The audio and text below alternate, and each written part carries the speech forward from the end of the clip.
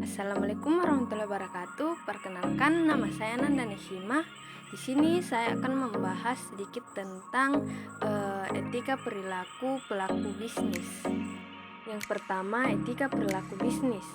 Etika perilaku bisnis sangat dipengaruhi oleh nilai moral yang dimiliki oleh masing-masing individu.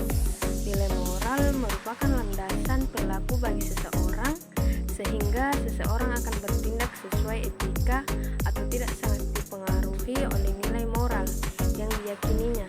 Dalam beberapa hal, etika moral sering dianggap memiliki kedudukan yang sejajar, di mana orang yang beretika pasti bermoral dan orang yang bermoral pasti beretika. Secara tegas, dalam konteks bisnis dinyatakan bahwa jika setiap orang yang terlibat dalam bisnis bertindak secara tidak bermoral, maka bisnis akan segera terhenti. Perbuatan atau tindakan pelaku bisnis yang tidak berlandaskan ajaran moral dan etika akan sia-sia dan tidak akan bermanfaat bagi dirinya maupun orang lain. Selanjutnya, etika perilaku bisnis terhadap produsen dan supplier.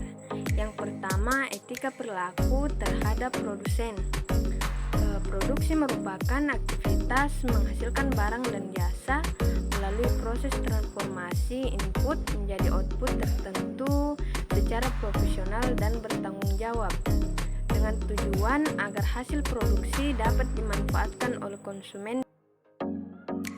Kedua, etika perilaku supplier. Supplier chain merupakan pengelolaan kegiatan mulai dari pengadaan bahan baku, memproses menjadi barang setengah jadi dan barang jadi, dan mengirimkan barang tersebut ke rantai distribusi.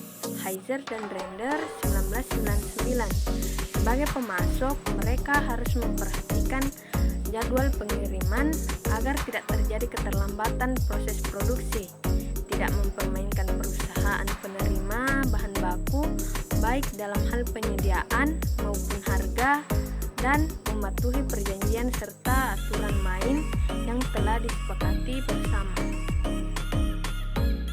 Selanjutnya, etika perilaku investor dan pemegang saham.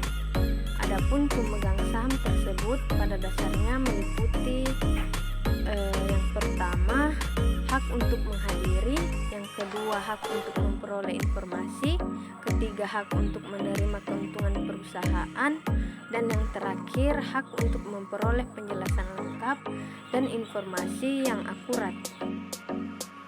Selanjutnya, adapun tanggung jawab perusahaan terhadap karyawan. Yang pertama, komitmen hukum dan sosial. Berlaku tanggung jawab secara sosial terhadap para karyawan, memiliki komponen hukum dan sosial perusahaan. Dikatakan memenuhi tanggung jawab hukum dan sosialnya apabila karyawannya diberikan kesempatan yang sama tanpa memandang faktor-faktor suku, jenis kelamin, atau faktor lainnya yang tidak relevan. Yang kedua, komitmen etis. Menghargai karyawan sebagai manusia juga berarti menghargai perilaku mereka sebagai individu yang bertanggung jawab. Secara etis, whistleblower adalah karyawan yang mendeteksi dan berusaha mengakhiri tindakan perusahaan yang tidak etis, ilegal, atau tidak memiliki tanggung jawab sosial dengan cara mempublikasikannya. Kesimpulan, etika bisnis adalah suatu bagian yang tidak dapat dipisahkan dalam kegiatan bisnis yang dilakukan oleh para pelaku-pelaku dalam dunia bisnis. Etika menuntut agar seseorang melakukan ajaran moral tertentu karena ia sadar bahwa hal itu memang bermanfaat dan baik bagi dirinya dan orang lain. Mungkin sekian yang dapat saya sampaikan. Kalau ada kekurangan mohon dimaafkan. Assalamualaikum